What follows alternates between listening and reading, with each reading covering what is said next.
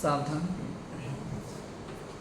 नमो अरिहंताणं नमो सिद्धाणं नमो आयर्याणं नमो वज्रायाणं नमो लोये सर्वसाहुणं।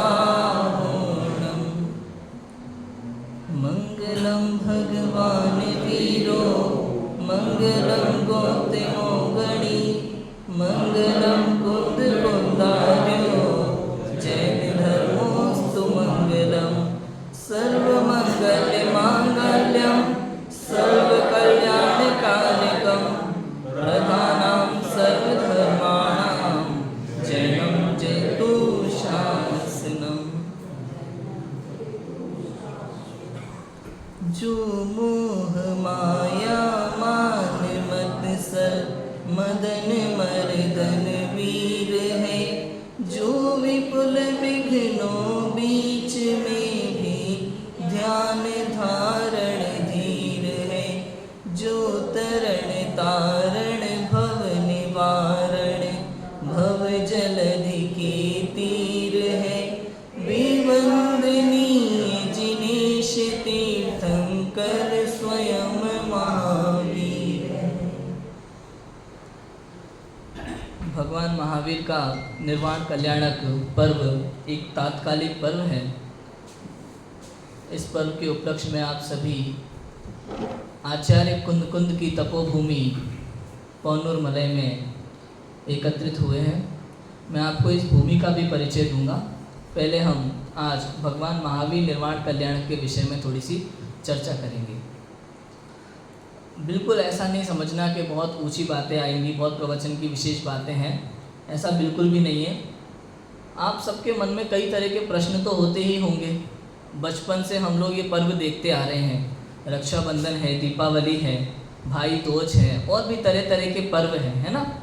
बचपन से हम सब लोग देखते आते हैं और सभी लोग अलग अलग तरीके से अपने अपने तरीके से इन पर्वों को बनाते हैं। सबकी एक अलग अलग परंपरा है, घर घर की अलग परंपरा है। एक तो धर्म की अलग है, मतों की अलग परंपरा है, अपना अपना मत, और फिर अपने अपने घर की अलग अलग परंपरा है पर्व मनाने के लिए। अब बच्चों के मन में विशेष प्रश्न होते हैं कि दीपावली है क्या, हर साल आ जाती है, इसी महीने में आ जाती है, कारण क्या है, इसको मनाना कैसे और मनाना ही क्यों, इस दिन से होता क्या है।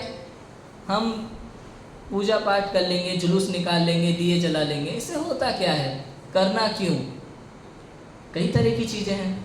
अब जितनी चीज़ें चल रही हैं परिवार में, समाज में, घर में, वो सब आवश्यक हैं या अनावश्यक हैं।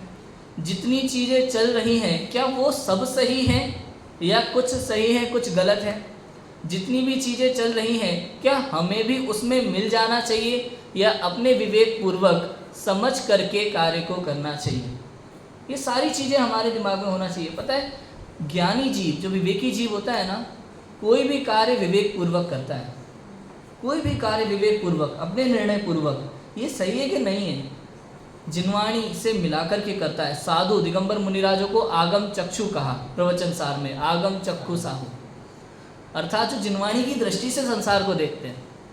हमें गुरुदेव श्री ने वही दृष्टि दी है, कुंद आचार्य ने हमें वही दृष्टि दी है, आगम की दृष्टि। केवल दृष्टि ही तो बदलना है, संसार में सब कुछ बदल जाता है। जब तक हमने जिनवाणी नहीं पढ़ी थी ना, तब तक दुनिया को देखने की एक अलग ही दृष्टि थी। जैसा चल रहा है वैसा सही है, जो लोग कर रहे हैं वो सही है, होने दो होने दो। हम भी मिल जाते थे, ऐश करना, घूमना फिरना, नाचना गाना, खाना पीना, अच्छे अच्छे कपड़े पहनना, वही सब अच्छा लगता था। लेकिन जिनवाणी पढ़ने के बाद वस्तु स्वरूप पूरा बदल जाता है। वस्तु स्वरूप बदल जाता है कि वस्तु स्वरूप को देखने की दृष्टि बदल जाती है। हम जैसा सोचते थे वैसा नहीं लगता। जिन चीज़ों में हमें पहले मज़ा आता था, बहुत खुशी से करते थे, वही चीज़ पर देख करके आज ऐसा लगता है क्या पागलपन है। होता है कि नहीं होता। हमने भी बचपन में पटाखे फोड़े, आज देख करके लगता है कि हमने कितने पाप किए। अज्ञान दशा में जीव क्या कुछ नहीं करता। वर्तमान में भी जितनी चीज़ें हमें समझ में आ रही है, चलो हम छोड़ते जा रहे हैं, लेकिन ऐसी कई चीज़ें हैं जो हम नहीं छोड़ पा रहे। कुछ समझ करके नहीं छोड़ पा रहे हैं, कुछ जानबूझ करके भी नहीं छोड़ पा रहे हैं। किसी चीज़ का ज्ञान नहीं है, और किसी चीज़ का ज्ञान होते हुए भी हम उनको किसी ना किसी कारणवश अपनी तरफ से अपना एक कुतर्क अपने को दे करके और चला लेते हैं। लोग व्यवहार है इत्यादि इत्यादि करके बहुत सारी परंपराएं हम घर में चलाते रहते हैं गलत। हमें तो बात करनी है भगवान महावीर का निर्वाण कल्याण। ये भगवान महावीर कौन है? कौन है? जैन धर्म के 24वें तीर्थंकर भगवान महावीर, जिनका जन्म बिहार में कुंडलपुर में हुआ था, राजा सिद्धार्थ और रानी त्रिशला देवी के घर में। 15 माह पहले से, जन्म के 15 माह पूर्व से रत्नों की वर्षा हो रही थी नगरी में। इंद्रों ने आकर के जन्म कल्याणक मनाया। ऐरावत हाथी पर लेकर के सौधर्म इंद्र सुमेरु पर्वत पर गए। सुमेरु पर्वत पर 1008 कलशों से क्षीर सागर से जल लेकर के आए थे। था वो जल ही, कुछ लोगों को लगता है वो अलग अलग समुद्र है ना, क्षीर सागर है और इक्षु वाला है ना, एक समुद्र वो भी है, घृतवर है घी से भरा हुआ। तो वो घी से भरा हुआ नहीं है, घी जैसा पानी, कलर वैसा होता है, ठीक है। तो वहाँ से क्षीर सागर से 5वें समुद्र से देव लोग जल लेकर के आते थे। बड़े बड़े कलशे होते हैं, 1008 कलश। और उस बालक पर, अभी अभी जन्मा वो बालक, बाल तीर्थंकर, उन पर जन्माभिषेक किया जाता है, ठीक है। वर्तमान में तो वो अभिषेक की परंपरा ऐसे चल गई, भर भर के डालते जाओ कलश। कभी ये समझ में नहीं आया हमें तो कि तीर्थंकर प्रतिमा है, अरिहंत देव की प्रतिमा है, उन पे भर भर के कलश डालने का मतलब क्या है? अभिषेक कितने होते? जन्माभिषेक हुआ था वो गृहस्थ अवस्था थी, दीक्षाभिषेक हुआ था वो गृहस्थ अवस्था थी, राज्याभिषेक हुआ तो वो गृहस्थ अवस्था थी। लेकिन दिगंबर मुनिधर्म अंगीकार करने के बाद क्या किसी ने उन पर अभिषेक किया होगा? क्या किसी मुनिराज पर अभिषेक करते हैं? और अगर करें तो उपसर्ग है। इसलिए जिन प्रतिमा का अभिषेक नहीं, प्रक्षाल, दादा ने प्रक्षाल पाठ में लिखा है, नवन ना अभिषेक ना प्रक्षाल होना चाहिए। थोड़ा थोड़ा बूंद अगर 2-3 कभी कभी डालना भी पड़ता है। क्या होता है, प्रतिमा जिस तरह से बनी होती है ना, अंदर कहीं ना कहीं धूल मिट्टी लगी होती है, तो आपका कपड़ा, आप उससे वो होता है नुकीला पदार्थ जिससे हम पानी चला जाए वो निकालते हैं कपड़े से, तो वहाँ भी सफाई होने के लिए कभी कभी साल में एक आध बार 2-3 बूंद, 4 बूंद, 5 बूंद डालते हैं। लेकिन वैसा नहीं कि भर भर के अभिषेक। और कोई आ जाए तो भैया हमें दिखा देना थोड़ा सा, हमें थोड़ा दिखा दो, हमें देखा नहीं है हमने। ये टोटल गलत है। विशेष रूप से महिलाएं, दिगंबर मुनिराज हैं, अगर उनका अभिषेक हो रहा है तो उसमें आप देख के क्या करोगे? आपके देखने का कोई मतलब ही नहीं बनता। वहाँ आपको दर्शन करना है, वहाँ हो रहा है वो कोई दिक्कत नहीं है, लेकिन विशेष रूप से नहीं हमें दिखाओ कैसे करते हैं, वो टोटल गलत है। समझ में आया? जन्म कल्याणक के बाद जब उनको वैराग्य हुआ, पंचमुष्टि के श्लोच किए, स्वयं अपने आप से नमः सिद्धिभ्य बोल करके उन्होंने दीक्षा ली। नमः सिद्धिभ्य, बहुत सारे लोग ऐसा बोल देते हैं ओम नमः सिद्धिभ्य। ओम शब्द कभी नहीं बोलते तीर्थंकर मुनिराज। वो अपने संपूर्ण जीवन में किसी और को नमस्कार नहीं करते। नमः सिद्धिभ्य, केवल सिद्ध भगवान को नमन करके और वो पंचमुष्टि के श्लोच करके स्वयं दीक्षित हो जाते हैं, कभी किसी को गुरु नहीं बनाते।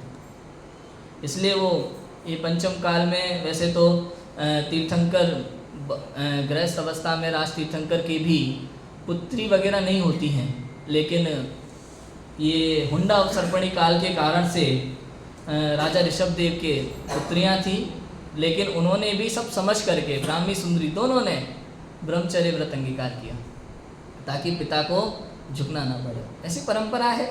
कन्या वर्ग जो होता है पुरुष वर्ग के आगे झुकता है, उनको झुकना पड़ता है। वो कितना सच है मुझे नहीं पता, कितना झुकते हैं कितना नहीं झुकते, लेकिन ऐसा माना जाता है कि लड़की वाले झुकते हैं। तो इस कारण से ऐसा सुनने में आता है कि, पढ़ने में आता है कि ब्राह्मी सुंदरी दोनों पुत्रियों ने ब्रह्मचर्य व्रत अंगीकार किया था। दीक्षा लेने के बाद अब आपको सबसे बड़ी बात सीखने लायक क्या है? तीर्थंकर मुनिराज, दिगंबर मुनिराज के विषय में दुनिया में सबसे बड़े उदाहरण है। पता है दीक्षा कब ली जाती है?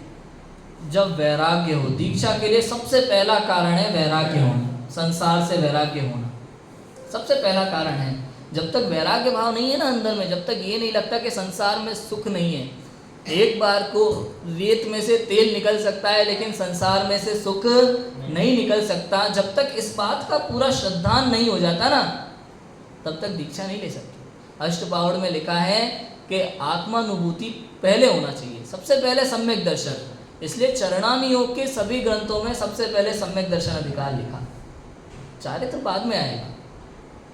समझ में आया? तो इसके अब तीर्थंकर मुनिराज सबसे बड़े उदाहरण क्यों हैं पता है? क्योंकि दीक्षा लेने के बाद वो बोलते नहीं हैं।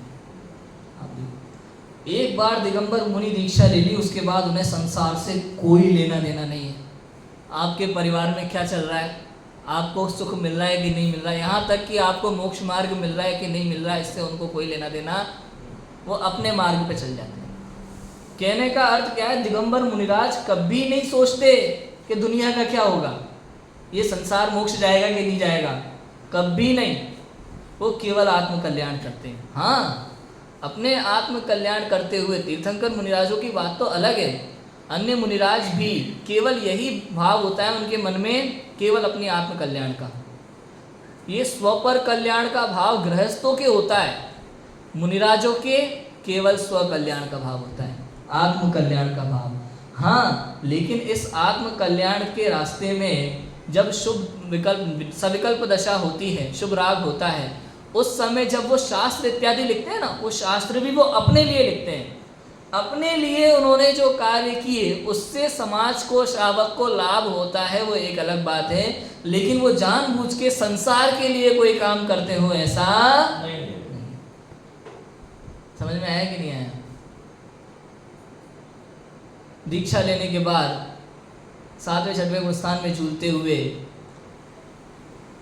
एक बार ऋजुकुला नदी के किनारे ध्यानस्थ हुए और उन्हें केवल ज्ञान प्रकट हुआ।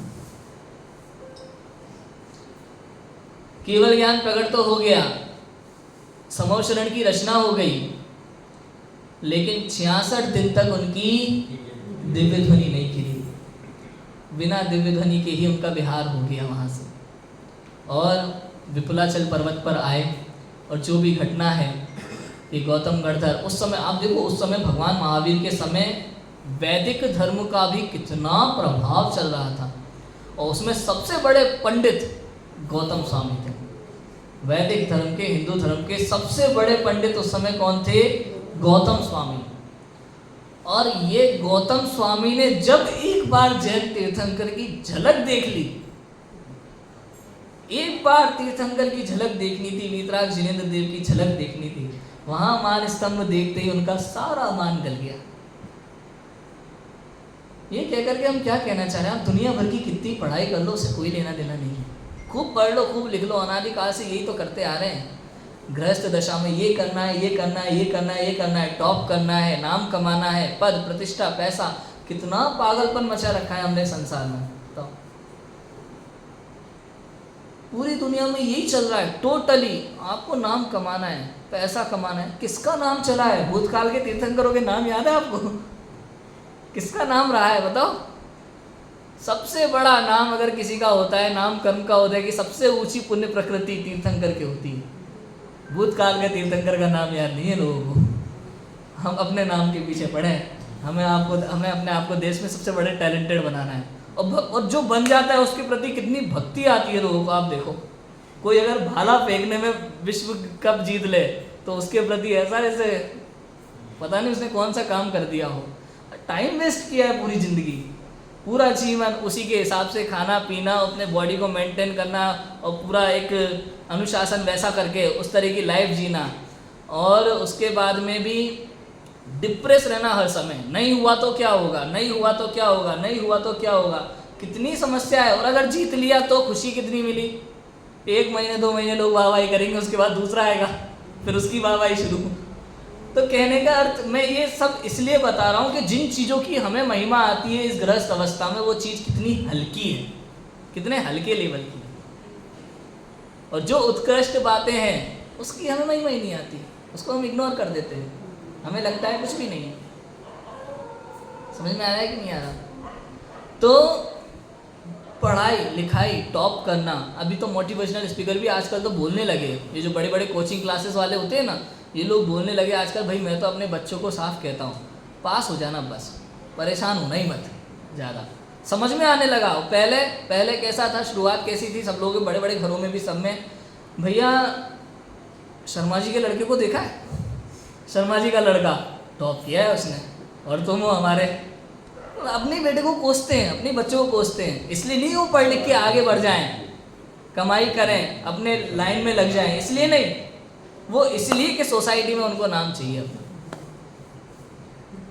समझ में आया कि नहीं आया? केवल इसलिए कि उनको अपना सोसाइटी में नाम चाहिए, हमें 4 लोगों के सामने दिखाना है कि हमारे बच्चे। समझ में आया कि नहीं आया? और इस कारण से उनका जीवन बर्बाद हो जाता है, वो अपना बचपन भी नहीं जी पाते, वो सही गलत का विचार नहीं कर पाते, विवेक नहीं कर पाते, उनको रेस में लगा देते टोटल, भागो बेटा भागो, रुकना नहीं, दिखना नहीं। हमें अपने बच्चों को समय देना चाहिए, समझ में आया? समय देना चाहिए पूरा, उन्हें सही गलत का निर्णय करना सिखाना चाहिए, पास बिठा करके। वो कुछ पूछे तो उसका प्रेम से उत्तर देना चाहिए। अभी तो हमारे उधर तो ऐसा होता है कि अगर पापा से मम्मी से कुछ पूछो ज़्यादा तो भगा देते हैं, या अपना काम कर, किताब खोल के पढ़, वो उत्तर नहीं देते प्रश्न का। ये गलत है, बहुत बड़ी गलती है।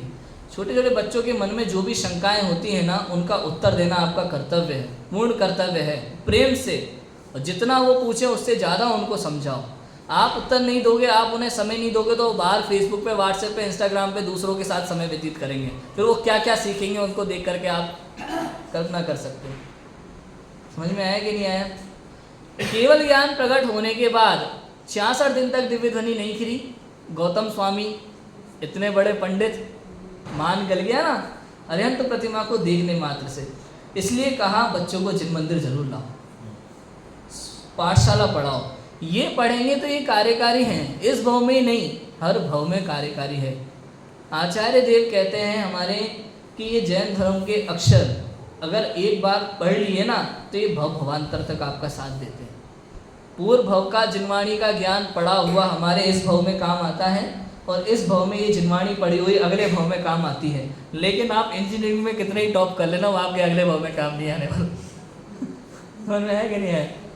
दूसरी कोई भी पढ़ाई कर लेना, कुछ काम नहीं आने वाला। यहाँ आ जाए वही बहुत बड़ी बात है। वो डिग्री लेके लाइन में लगे हुए हैं, और जितने जितने लोग बढ़ते जा रहे हैं उधर से कंपनियों से सैलरी गिरती जा रही है। भाई तुम नहीं तो दूसरा है खड़ा है लाइन में। तो कोई मतलब नहीं रहा, कंपटीशन इतना हो गया है। और कंपटीशन बहुत बेकार चीज़ है, कोई अच्छी चीज़ नहीं होती है। ये कंपटीशन के चक्कर में डिप्रेस होते हैं बच्चे, लगे हैं रेस में, भाग रहे हैं, हमें सबसे पहले आना है, हमें सबसे पहले आना है। समझ में आया? टोटल वेस्ट है। गौतम स्वामी का मान गल गया इतने बड़े पंडित होने के बाद भी। इससे आप समझ लेना, आप कितनी बाहर की पढ़ाई कर लो, कितने ही पंडित, कितने ही टैलेंटेड बन जाओ, इंडियाज गॉट्स टैलेंट जो भी नाम होता है, सिंगिंग, डांसिंग वगैरह वगैरह, कुछ भी कर लो, कोई मतलब का नहीं है ना।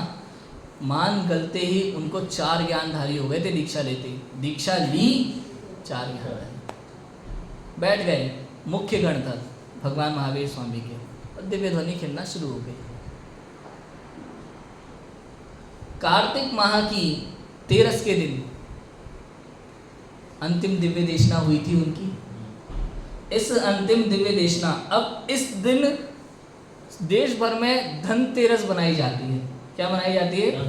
आप सबने सुना है धनतेरस के बारे में। धनतेरस बहुत प्रचलित है, उनको लगता है धन आने वाला है आज के दिन। कोई लक्ष्मी जी माता आएंगी कटोरा लेकर के, सोने के कंगन लेकर के, और वो कलशा लेकर के, मटका जैसा सोने के सिक्कों से भरा हुआ मटका लेकर के लक्ष्मी आ जाएंगी और हमारे द्वार पर रख के चली जाएंगी। ऐसा तो आज तक हुआ नहीं, लेकिन फिर भी चल रहा है।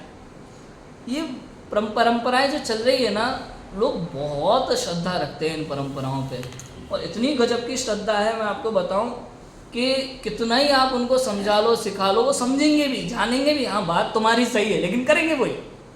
मैं है कि नहीं आया? मैं तो एक ही बात कहना चाहता हूँ, एक आप किसी डॉक्टर से दवाई ले रहे हो बार बार, अब बार बार दिखा रहे हो, दवाई ले रहे हो, उससे फ़ायदा नहीं हो रहा है, तो आपको क्या करना चाहिए?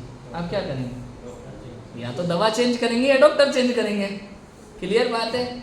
जब हम देख रहे हैं कि वहाँ हम जा रहे हैं, जिस दुख को मिटाने के लिए बार बार हम वहाँ जाते हैं, लेकिन वो दुख मिटता नहीं है, तो फिर आपको 2 काम करने चाहिए। या तो आपकी दवा गलत है, या तो आपकी क्रियाएं गलत है, या जिसको लक्ष्य मानकर आप कर रहे हो वो लक्ष्य आपका, लेकिन वहाँ निर्णय नहीं करते।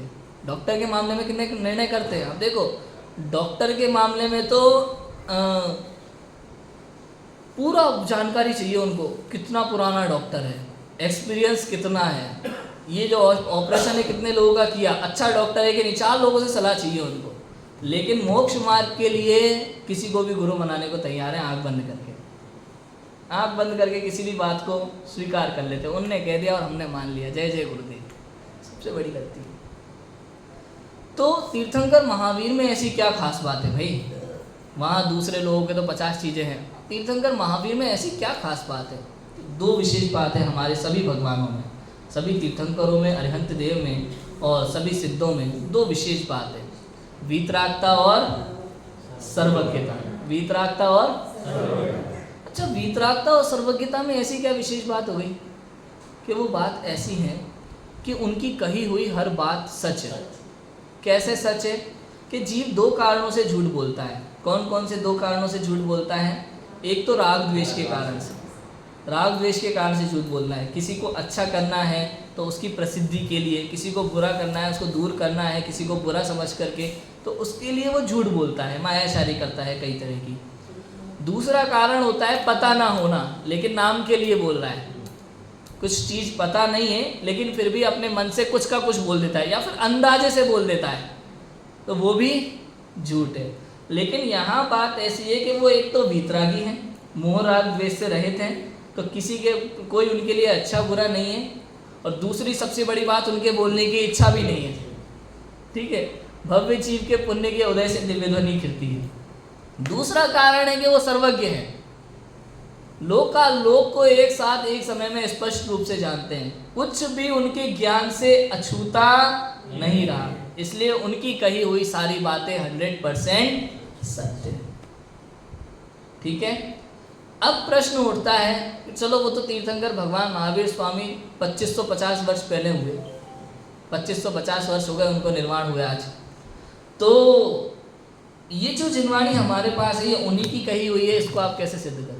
पंडित टोडरमल जी ने तो इसमें बहुत अच्छे से लिखा, ये असत्य रचना पद निषेध वगैरह में पहले अधिकार में, कि भैया मैंने सुबह भी बताया था कि भगवान महावीर की जो दिव्य ध्वनि खिरी, उसका असंख्यातवा भाग समझ में आता है गणधर देव को, उसका असंख्यातवा भाग उनको समझ में आता है जिनको गणधर देव उपदेश देते हैं, और फिर आचार्य लोग जिनको उपदेश देते हैं उनको असंख्यातवा भाग समझ में आता है। मतलब जिनवाणी तो अगाध है, बहुत है, असंख्यातवा भाग समझ में आता है, तो कितना कम हो गया। और उस समय स्मृति अच्छी थी, याद रहता था लोगों को, और धरसेन आचार्य को जब विचार आया कि अब स्मृति कमजोर होने लगी है, इसे लिपिबद्ध करना आवश्यक है, तब ताड़ वृक्ष के पत्रों पर जिनवाणी अंकित होना प्रारंभ हुई। और उसके बाद उसी जिनवाणी को व्रती श्रावक लोग, उस समय भावनाएं बहुत निर्मल थी, आज जैसी नहीं थी कि टाइम ही नहीं है हमारे पास, आज जैसा नहीं है कि भाई बिल्कुल सुबह से लेकर शाम तक रहे, दर्शन करने आ जाए बहुत बड़ी बात है मंदिर में, समझ में? उस समय श्रावक लोग मुख्य रूप से इसको समय देते थे। जिस तरह से हम लौकिक दुनिया को जितना समय देते और थोड़ा बहुत 10-15 मिनट मंदिर के लिए निकाल लेते थे, उस समय ऐसा होता था कि थोड़ा बहुत समय लौकिक कार्यों के लिए देते थे, ज़्यादा समय जिन शासन की सेवा के लिए और आत्म कल्याण के लिए लगाते थे। आपने देखा होगा, पुराणों में पढ़ा होगा, राजा महाराजा लोग खूब अच्छे से जीवन जीते हैं, उसके बाद एक समय आता है उनको लगता है बहुत हो गया भैया, तुरंत सारे सब कुछ त्याग करके दीक्षा लेकर के वनों में चले जाते हैं। और अगर दीक्षा लेकर के वनों में ना जाएं तो बहु आरंभ बहु परिग्रह के फल में जीव कौन सी गति में जाता है? भागवत पढ़ने वाले बच्चे बताएंगे, नरक गति में जाता है। किस कारण से जाता है? बहु आरंभ और बहु आरंभ बहु परिग्रह का मतलब बहुत सारा परिग्रह इकट्ठा करना, बहुत सारा धन इकट्ठा करना, बहुत सारे पैसे रखना, बहुत सारी जमीन खरीद लेना, बहुत सारे घर खरीद लेना, है ना, ये बहुत सारा परिग्रह हो गया। ठीक है, और आरंभ माने बहुत सारी क्रियाएं करना, घर में परिवार में कई तरह की जो क्रियाएं करते हैं ना, वो सब आरंभ कहलाता है। आरंभ और परिग्रह, इसके फल में जीव कहाँ जाता है? नरक गति में जाता है। ये जो हमारे आजकल मोटिवेशनल स्पीकर्स होते हैं, खुद माता पिता गुरुजन जो बड़ी बड़ी बातें बताते हैं ना, कैसे बताते हैं, उनका तरीका भी बड़ा अच्छा होता है बताने का। ऊपर देखो, ऊपर दिख रहा है 10 करोड़ का बंगला, दिख रही है 50 लाख की गाड़ी, तुम्हारी हो सकती है, करो मेहनत, भागो भागो, सुबह भागो, शाम को भागो, रात को भागो, दिन रात भागो। मैं कहता भाई रुक तो जाओ, जा कर रहे हो ये तो पता कर लो पहले, भाग के इतना भागे जा रहे हैं। बिल्कुल भागे जा रहे हैं, कहीं स्टॉप नहीं है, कोई लक्ष्य नहीं है, ज़बरदस्ती अंधी दौड़ में लगे हैं भागने। सुख नहीं है वहाँ, दुखी दुख है। आप किसी से भी पूछ लेना, सबके दुख की परिभाषा अलग अलग है, लेकिन संसारी जीव दुखी तो सभी हैं, सभी दुखी हैं।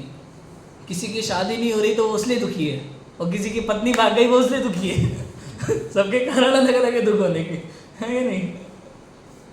सबके दुखों के कारण अलग। और तो और ये कंपटीशन जितने होते हैं ना, इसमें सबसे बड़ा कंपटीशन दुखों का ही कंपटीशन है, इससे बड़ा कंपटीशन नहीं है दुनिया में। आप किसी व्यक्ति के पास, अभी आपको लगता होगा कि अंबानी सबसे सुखी होगा, आप कभी 10 मिनट जाकर के उसके पास बैठना और अपनी दुखों की कहानी सुनाना। पता है मेरी मम्मी मेरे साथ ऐसा कहती हैं, मेरे पापा मुझे डांटते हैं, दोस्त लोग चिढ़ाते हैं, कोई मुझसे ठीक से बात नहीं करता। आप उसको अपनी दुख भरी कहानी सुनाए, फिर देखना आपके चुप होने के बाद वो आपको अपने दुख डबल सुनाएगा। इससे बड़ा कंपटीशन पूरी दुनिया में है ही नहीं। किसी को भी बैठ करके अपनी दुख भरी कहानी सुनाना, वो आपसे डबल सुना देगा आपको तुरंत। तो इससे पता चलता है जीव कितना दुखी है। और इन दुखों का इलाज केवल एकमात्र शास्त्र स्वाध्याय, केवल एकमात्र शास्त्र स्वाध्याय यही है। इसी से आपको सुख का मार्ग मिल सकता है, वो रास्ता मिल सकता है। सुख तो मुझ में है, सुख तो मुझ में है, लेकिन सुख तक पहुंचने का मार्ग जो मिलेगा वो कहाँ से मिलेगा? शास्त्र स्वाध्याय से मिलेगा। अब ये जो जितने भी पर्व हैं, भगवान महावीर का निर्वाण हो गया, सिद्ध अवस्था में विराजमान हो गए। अब इसको मनाने के तरीके लोगों के अलग अलग हैं, ठीक है। अब कुछ लोग परंपरा में ऐसा मानते हैं, भाई राम जी थे, राजा राम, वो सीता जी को लेकर के अयोध्या वापस लौटे थे, इसलिए हम लोगों ने दीपों की पूरी पंक्ति बनाई थी। आवली, दीपावली होता है ना, दीपावली, दीप प्लस आवली, आवली माने लाइन, पंक्ति। तो उस समय ऐसा हुआ था, उसमें कोई दिक्कत की बात भी नहीं है। भाई बिजली का आविष्कार तो हुआ नहीं था, ठीक है कि नहीं, राम जी के समय बिजली का आविष्कार तो हुआ नहीं था। अब वो लेकर के आए, चूंकि राजा है, आपके यहाँ नरेंद्र मोदी जी आए तो आप लोग घर के दरवाजे के बाहर खड़े नहीं हो जाते उसको देखने के लिए, कोई स्टार वगैरह आ जाए तो। प्रसिद्ध राजा अर्धचक्री को हरा के लौटे, रावण जैसा जो जिसका शासन सबसे ज़्यादा तेज था उस समय, अर्धचक्री, उसको हरा करके लौटे हैं। ऐसे राजा को कौन नहीं देखना चाहेगा। अब वो लौटे ही रात के समय पे थे, समस्या ये उजाला नहीं था, तो उनको दीपक जलाने पड़े। अब दीपक उनको लग रहा है कि उनके घर में दीपक कम लग रहे हैं, तो वहाँ भी रखे आए जा करके एक दूसरे के घर के, भाई अंधेरा नहीं दिखना चाहिए, एकदम क्लियर फेस दिखना चाहिए राम जी का, तो उन्होंने वो व्यवस्था की। तो उस समय उन्होंने किया तो समझ में आता है कि वो अपने राजा को देखना चाहते हैं। उन्होंने घर घर दीपक जलाए, पूरा आंगन ऊपर नीचे चारों तरफ जलाए। हम ये कह रहे हैं आज तो लाइट जल रही है ना, और आज तो कोई राम जी भी नहीं आ रहे, जबरदस्ती में लगे दीपक जलाने के लिए, दुनिया भर के, इधर से उधर, इधर से उधर। वो मतलब कहने का उसको कोई मीनिंग नहीं निकलता, टोटल वेस्ट है। उस समय जो उन्होंने किया होगा वो समझ में आता है, लेकिन आज उसका कोई कारण बनता नहीं। ना तो आज कोई आपके घर पे आ रहा है, आपके राज्य में आ रहा है जिसे आपको देखना है, और ना आपके यहाँ अंधेरा है, दुनिया भर की बिजलियाँ लग रही हैं, तो उसका कोई अर्थ नहीं निकलता, ठीक है। अब हमारे यहाँ तो कारण क्या है, महावीर निर्माण हुआ था, भगवान महावीर का निर्माण हुआ था। अब इसको भी दो तरह की बातें चलती है। कुछ लोग कहते हैं कि भगवान महावीर का निर्माण हुआ था, बहुत खुशी का दिन है, वो संसार बंधन को उससे छूट करके मोक्ष हो गए थे। तो भाई वो तो जिस समय उन्होंने मुनि दीक्षा ले ली थी ना, उसी समय समझ लो वो संसार बंधन से छूट चुके थे, क्योंकि मुनिराजों को दुख होता ही नहीं है, होता ही नहीं है। कर्म का उदय भी होता है ना, चूँकि ज्ञान है ना, जीव को दुख होता है ना, संसारी जीव को, तो अज्ञान के कारण होता है। वो ज्ञानी थे। आपको लग रहा होगा कि सियाली नहीं खा रही है, आपको लग रहा होगा कि पांडवों को कड़े पहना दिए जलते हुए, लेकिन वो अंतर में मस्त आनंद, अतीन्द्रिय आनंद का वेदन कर रहे थे उसी समय। ये तो हमारी दृष्टि है कि हम शरीर जलता हुआ देख रहे हैं, वो आत्मा के अतीन्द्रिय आनंद के सुख में मग्न थे। और यदि उनको शरीर का विकल्प होता ना, तो वो 3 मुनिराज भी मोक्ष कभी नहीं जा पाते। उस समय उनकी निर्विकल्प दशा थी। उस समय अगर उनको अतीन्द्रिय आनंद की अनुभूति नहीं हो रही होती ना, तो वो मोक्ष नहीं जाते। इससे सिद्ध होता है कि वो कितने सुखी थे, उस समय कितने सुखी थे, जिस समय वो शेर वो पांडवों के हाथों में खड़े थे जलते हुए, उस समय वो कितने सुखी थे। हम लोगों को लग रहा हो कितनी पीड़ा हो रही हो, कोई पीड़ा नहीं। और सबसे बड़ी बात तो ये जो तद्भव मोक्षगामी जीव होते हैं ना, इनका शरीर कौन से क्वालिटी का होता है पता है आपको? वज्र वृषभ नाराज संगनन, वज्र का शरीर, ऐसा शरीर कि जो बालक है जन्मा हुआ वो इतनी ऊंचाई से गिर रहा है और उसके गिरने पर चट्टान के टुकड़े टुकड़े हो जा रहे हैं। ऐसे शरीर में आप कंगन अग्नि लगा दो, क्या फर्क पड़ता है? वो अपने आत्मा के आनंद में मस्त है। अब अलग अलग कभी कभी अलग अलग तरीके से चिंतन करना चाहिए हमें। किसी भी बात को, एक एक सेंटेंस को अलग अलग तरीके से देख करके विचार करना चाहिए। आपको बहुत ज़्यादा क्लियरिटी होगी उस चीज़ में। समझ आया? तो अब भगवान महावीर का निर्वाण दिवस अलग अलग तरीक़ों से मनाया जा रहा है। दुख का दिन है या सुख का दिन है? खुशी का दिन है भैया, भगवान महावीर निर्वाण को प्राप्त हुए थे। एक तरफ कह रहे भाई भगवान महावीर का वियोग हो गया था, हमारे लिए बड़े दुख की बात है। अभी तक उनके प्रवचन सुनने मिल रहे थे, दिव्य देशना सुनने मिल रही थी और अब वो चले गए, बड़े दुख की बात है। हम कह रहे हैं ना सुख का दिन है ना दुख का दिन है, ना खुशी का पर्व है ना ही शोक का पर्व है। ये तो वैराग्य का पर्व है। किसका पर्व है? वैराग्य का पर्व है।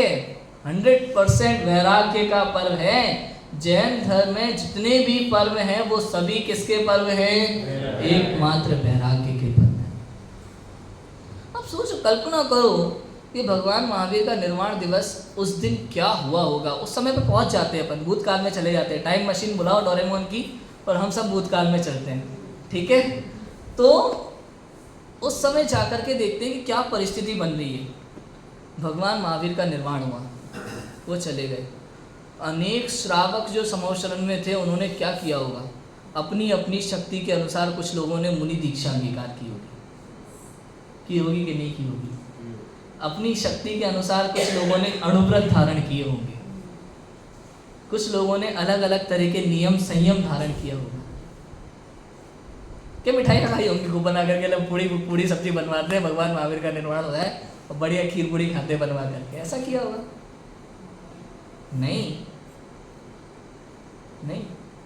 कुछ लोगों ने अज्ञान नशा में किया भी होगा तो अलग बात है। जीवों के अलग अलग परिणाम होते हैं, भिन्न भिन्न जीवों के। हम पूरी तरह निषेध नहीं कर रहे कि किसी ने भी नहीं किया होगा, लेकिन उत्कृष्ट परिणाम, हमें तो आदर्श किसको मनाना है? मोक्ष मार्ग की ओर बढ़ना आदर्श है हमारे लिए, संसार मार्ग की ओर बढ़ना। हम जो दीक्षा ले रहे हैं, अणुव्रत धारण कर रहे हैं, नियम संयम ले रहे हैं, उनको आदर्श बनाए या जो लोग पार्टी कर रहे हैं उन्हें आदर्श बनाए? समझ में आया कि नहीं आया? करना क्या चाहिए इस दिन? वैराग्य का पर्व है, जितना हो सके नियम संयम धारण करना चाहिए। जिन धर्म की रक्षा करनी चाहिए, जिन धर्म की रक्षा के लिए जो कुछ कर सके वो करना चाहिए। सबको लगता है हमारा जैन धर्म खतरे में है, लगता है कि नहीं लगता? भाई हमारे तीर्थों पे कब्जा हो रहा है, हमारा जैन धर्म खतरे में है। इस तरह तो जैन समाज कुछ भी नहीं बचेगा भैया। ये तीर्थों पे कब्जा कर सकते हैं लोग। हिंदू लोगों ने या मुगलों ने अगर तीर्थों पे कब्जा किया, आपके शास्त्र जलाए, वो सब उन्होंने किया, ठीक है। मैं ये पूछ रहा हूँ, जैन संस्कृति को नष्ट किसने किया? वो लोग केवल आपके मंदिरों पर कब्जा कर सकते हैं, लेकिन आपकी संस्कृति को नष्ट नहीं कर सकते। आपके मंदिरों पर कब्जा करने वाले ज़्यादा दोषी हैं या आपकी संस्कृति को नष्ट करने वाले ज़्यादा दोषी हैं? हमारी संस्कृति को नष्ट कौन कर रहा है? हम ही लोग कर रहे हैं। कुछ दिन पहले फेसबुक पे शॉर्ट वीडियोस चलती है, तो मैं एक हिंदू विद्वान के मैंने फेसबुक पे शॉर्ट वीडियो देखी थी। उन्होंने कहा कि अगर हमारी हिंदू संस्कृति का जनाजा निकलते हुए देखना है ना, तो हिंदू धर्म की शादी में जाके देख लो कि रात में वेद मंत्र पढ़ने का निषेध है उनके वेदों में। और उस समय जब मुगल शासक थे, राज था, उस समय जब भी किसी का विवाह इत्यादि होता था ना, या अंग्रेज वगैरह का शासक था, उस समय ये लोग वो नववधू को उठा करके ले जाते थे, उसका रेप करते थे। उस समय ऐसा होता था, तो वो छुप छुप करके रात्रि में विवाह कराया करते थे। जैन समाज में भी ऐसा हुआ होगा 100%, लेकिन अब वो नहीं है, अब वैसा नहीं है। अब आपको कोई उठा के नहीं ले जा रहा है, तो अब वो परंपरा क्यों चला रहे हो? छोड़ देना चाहिए। उन्होंने ऐसा कहा वहाँ। वही मैं कहना चाहता हूँ, हमारी जैन संस्कृति में समय समय पर अत्याचार हुए, अनेक प्रकार की परंपराएं चली। पंचामृत अभिषेक होना या अन्य तरह की चीज़ें होना, ये आप क्या सोच रहे हो? ये बालाजी वगैरह मंदिर वगैरह है, आप चिंतन करके देखो, किसी और की ताकत नहीं हो सकती वास्तव में आपके मंदिर में आकर कपड़े पहना के चले जाए। उस समय ऐसी परिस्थिति रही होगी कि हिंदुओं को हुआ ना, मदुराई में 700 मुनिराजों को घानी में पेला, 800 मुनिराजों को। तो उस समय ऐसा अत्याचार था कि लोगों को जानबूझ के अपनी प्रतिमाओं को हिंदू जैसा बनाना पड़ा, श्रृंगार इत्यादि करके, और खुद को हिंदू धर्म अंगीकार करना पड़ा। ये जैनों की जनसंख्या इतनी कम कैसे हो गई? इतनी कम शुरू से नहीं थी, बहुत थे, ऐसे ही कम हुई है। अब वही लोग हिंदू बन गए, उनके पिताजी उनके पिताजी उनके पिताजी कभी जैन हुआ करते थे, वो एक अलग बात है। अत्याचार में वो हिंदू बन गए।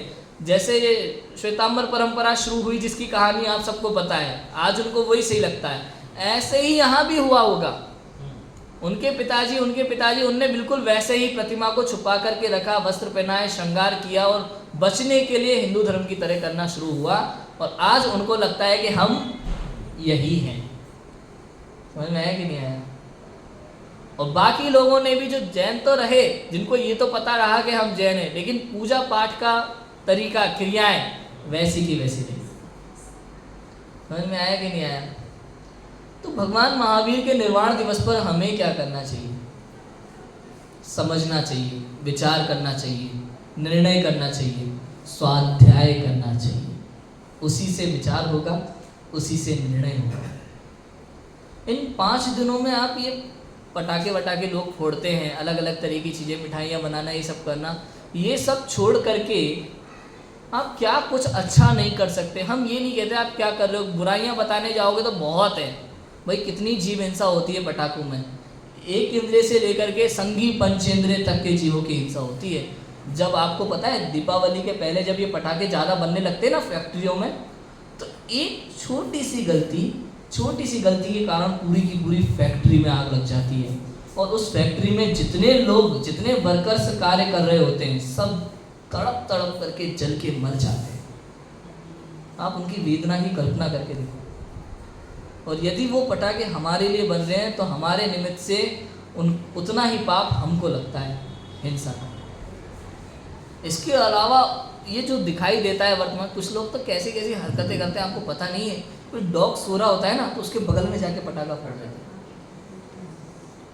कुछ लोग बंदर भगाने के लिए पटाखा फोड़ देते हैं। ये कितनी बड़ी गलतियां हैं, विवेक विचार करने वाली बातें हैं। समझ में आया? तो हमें क्या करना चाहिए?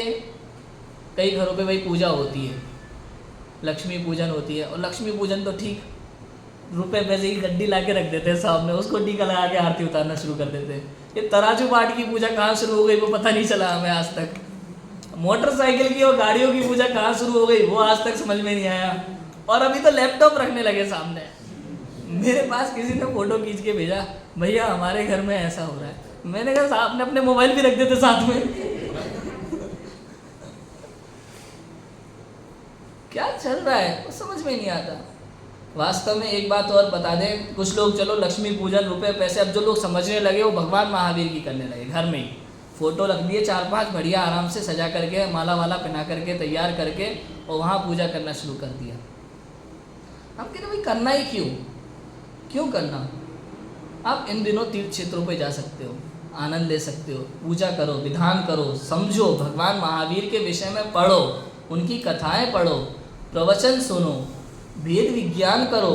जैसे गौतम स्वामी ने बैठ करके उसी दिन तत्व अंतर्मुख हो गए थे, आत्मज्ञान में लीन हो गए थे, और कब निर्विकल्प दशा 48 मिनट तक हुई और उनको केवल ज्ञान प्रकट हो गया शाम को।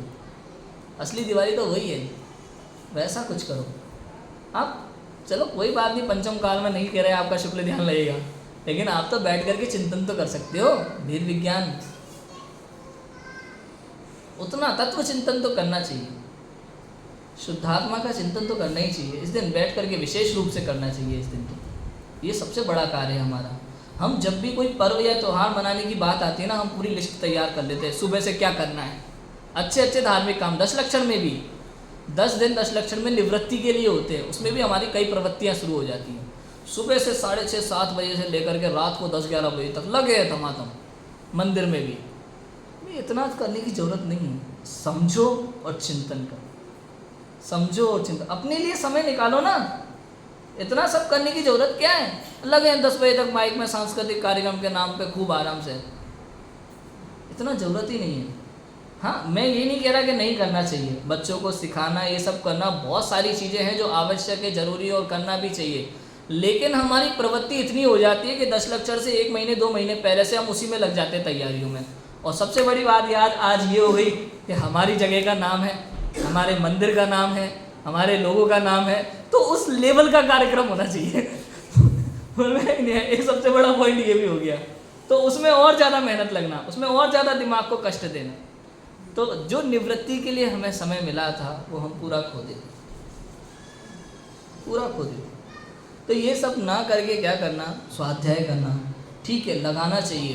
दीपावली के अवसर पर कम से कम 5 दिन का आप शिविर लगा लो मंदिर में, या तो यात्रा के लिए निकल जाओ तीर्थ क्षेत्र पे, वहाँ उनकी धार्मिक गतिविधियाँ उसमें सम्मिलित हो, भाग लो और अपने तत्व चिंतन में लग जाओ।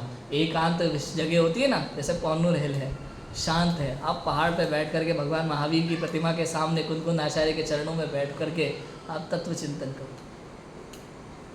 तो इसमें आनंद आता है।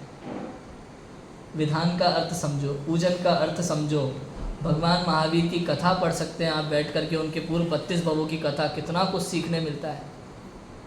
कहाँ वो पुरुरवा भील, और कहाँ फिर वो मारीची, और कहाँ मारीची के बाद नरक में जाना, कहाँ फिर वो सिंह की पर्याय में सम्यक दर्शन, और कहाँ इधर भगवान महावीर, तीर्थंकर भगवान महावीर। कितना कुछ सीखने मिलता है, उतार चढ़ाव जिंदगी के। इससे हमें पता चलता है आप किसी भी परिस्थिति में मोक्ष जाने के काबिल हो।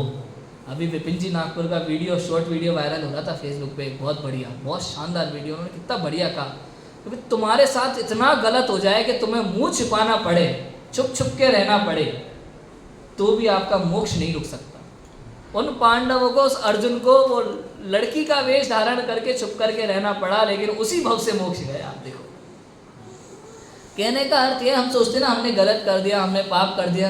अरे भैया, पाप कर दिया ना आपने, लेकिन वर्तमान पर्याय का आगामी पर्याय में अभाव है, प्रध्वंस अभाव। जब तक आप ये ग्लानि लेकर के बैठे रहोगे ना, पूर्व के किए कर्मों की ग्लानि भाव, इसका मतलब आपने प्रध्वंसा भाव को नहीं समझा, आपने प्राग भाव प्रध्वंसा भाव नहीं पढ़े, समझेंगे। हमारे जैन धर्म की एक एक बात हमें मोक्ष मार्ग तक ले जाने वाली है, ऐसा होता है। अब इसके अलावा 5 दिन का आप शिविर लगा सकते हो, बच्चों की पाठशाला, बच्चों को भगवान महावीर के विषय में बताओ, उनकी शिक्षाओं के विषय में बताओ, समझ आया। और क्या क्या कर सकते हैं, सुबह उठ करके पूजा विधान करना, उसका अर्थ समझना, उसका भाव वासन करना, स्वाध्याय करना, भगवान महावीर की कथा सब मिल करके पढ़ो, उसका भी मीनिंग, उसको भी अच्छे से आत्मसात करो। उसके बाद आप व्रत कर सकते हो, एकासन, उपवास, अपनी श्रद्धा के अनुसार, अपनी शक्ति के अनुसार। इससे होता क्या है, व्रत उपवास में आपको बता देता हूँ, छोटे छोटे नियम भी हम लेते हैं। इनसे क्या होता है, एक तो हमारी ये भोग विलास के प्रति जो प्रवृत्ति है उसमें थोड़ी कमी आती है, इच्छाओं में कमी आती है। लेकिन ध्यान रखना, उपवास किए, व्रत किए और इच्छाओं में कमी नहीं आई तो उसका कोई फल नहीं है, उसका कोई मतलब नहीं है। कुछ लोग ऐसे होते हैं, अपने मुक्षु में भी मैंने देखा है, 10 लक्षण के 10 दिन अगर बाजार का नहीं खाते तो 11वें दिन होटल में कूद पड़ते हैं, बिल्कुल एकदम 11वें दिन ही। और फिर ये तक विचार नहीं रहता उनको कि होटल में वेज नॉन वेज दोनों लिखा हुआ है। समझ में आया कि नहीं आया? तो ऐसी प्रवृत्ति जिन जीवों की है ना, उनका किसी तरह से उनका ना तो स्वाध्याय उनका पूरी तरह जीरो हो जाता है वहीं की वहीं। भले उन्होंने गुरुदेव के प्रवचन डेली सुने हो, सीडी 1-1 घंटा रोज, लेकिन उनका पूरा स्वाध्याय जीरो है, वहाँ कोई मतलब का नहीं है। बच्चों को सिखाओ, भगवान महावीर के विषय में बताओ, भेद विज्ञान करो, तत्व चिंतन करो। उस समय जितना हो सकता है उतना अपने मन को स्थिर करो, स्थिर करो मन को, फैलाओ मत बाहर ज़्यादा। और ये जो घर में पूजा पाठ है इसकी तो कोई आवश्यकता ही नहीं है। पूजा पाठ हमारे यहाँ घरों में होती नहीं है। भाई घरों में पूजा पाठ कर लेंगे तो मंदिर का क्या मतलब है? हाँ, घर में ही आप सारे पूजा पाठ कर लोगे तो मंदिर का क्या मतलब है? और ये धन इत्यादि है, गुरुदेव श्री तो क्या कहते थे, धन के लिए और धनियों के लिए। ए सेठ ऐसे ही बोलते थे ना ताकत से, ए सेठ नरकों में जाके पड़ेगा, निगोद में जाके गिरेगा। कोई अर्थ नहीं। और वो तुम उसकी पूजा कर रहे हो धन की, जिसके कारण से आप नरक निगोद में भटकने वाले हो, आप उसकी पूजा कर रहे हो। क्या सोचने वाली बात है, विचार करने वाली बात है। समझ में आया? अब उसके बाद ये गाड़ी घोड़ों की पूजा, ये तो बिल्कुल ही अति हो जाती है, पागलपन की एकदम अति हो जाती है। आप नई गाड़ी खरीद के लाया, स्वास्तिक बना के, माला पहना के, खूब अच्छी फूल माला पहना करके, उसको आरती वारती उतार के, जय गाड़ी देवी मैं तो कहता हूँ आरती भी बना लेना चाहिए मेरा अलग से। मैं जब स्टेटस वगैरह देखता हूँ ना, मैं हमारे रिलेटिव्स वगैरह के, उनके गाड़ी की पूजा आरती वगैरह करते हैं। आरती कौन सी आई थी? जय मारुति देवी। तो वो तो जानते हैं कि ये तो ऐसे बोलते हैं, लेकिन वास्तव में विचार करने की बात है कि आप कर क्या रहे हो। भगवान कम पड़ गए मंदिर में पूजा करने के लिए कि आपने गाड़ी घोड़ों की शुरू कर दी। तो कहने का अर्थ ये, जितनी परंपराएं ये चल रही है जो हम देख रहे हैं, हमें लगता है कहीं ना कहीं सही हो सकती है, तो पूरी तरह से रॉन्ग है। किसी भी अपेक्षा से कोई कहे भाई लोक व्यवहार ही तो है। अब एक सबसे बड़ी समस्या हमारे यहाँ ये कि स्वाध्याय करने के बाद भी लोक व्यवहार के नाम पर ग्रहित मिथ्यात्व पालते हैं। भाई लोक व्यवहार है, कर लिया तो क्या हो गया, हमें भी पता है वो उसमें पूजा करने लायक कुछ भी नहीं है, लेकिन ठीक है तिलक लगा दिया तो क्या हो गया। हो कैसे नहीं गया, बहुत कुछ हो गया, बहुत कुछ हो गया। आपने ग्रहित मिथ्यात्व को अंगीकार किया है, आपको श्रद्धान नहीं है तत्व पर, आपको जिनवाणी पे श्रद्धान नहीं है, आपको वीतरागी देवशास गुरु का श्रद्धान नहीं है। समझ में आया कि नहीं आया? तो हमने क्या देख लिया कि क्या क्या नहीं करना और क्या क्या करना। ये सब फालतू की बाहर की क्रियाएं, ये सब नहीं करना, और वो कार्य करना जिससे हमें शुद्ध आत्मा का लक्ष्य हो। समझ में आया कि नहीं आया? केवल वही कार्य करना। जैसे दिगंबर मुनिराज शुद्धोपयोग से बाहर आते हैं तो वही कार्य करते हैं कि वापस शुद्धोपयोग में जा सकें, ऐसे ही हमें इन धार्मिक पर्वों पर केवल वही कार्य करना चाहिए जो हमारे मोक्ष मार्ग में कार्यकारी है, और दूसरे कोई कार्य करना नहीं चाहिए किसी भी पर्व पर। चाहे रक्षाबंधन हो, ये राखी वाखी बांधना हमारे यहाँ है ही नहीं, किसी शास्त्र में नहीं है। किसी ये खीर पूड़ी बना के खाना उस दिन किसी शास्त्र में नहीं है। आप सोचो, आपके घर से कोई व्यक्ति आईसीयू में हो, बहुत पूरी बॉडी जल गई हो, आईसीयू में हो, फेफड़ों में धुआं भरा हो, जिंदगी मौत के बीच लड़ रहे हो, आप बैठ करके खीर पूड़ी बांटोगे सबको कि भाई आग तो लगी थी लेकिन हम बचा के ले आए, उतना बच गए, आईसीयू में है, हो सकता है ठीक हो जाएंगे, तो बचने की खुशी में, आग में से निकाल के लाए ना, उसकी खुशी में मिठाई बांट रहे हैं। अरे भैया बहुत बड़ी गलती कर रहे हो आप। ऐसे समय में व्यक्ति टेंशन में होते हैं, गंभीर होते हैं, माने गंभीर, चिंता नहीं, गंभीरता आनी चाहिए ऐसे समय।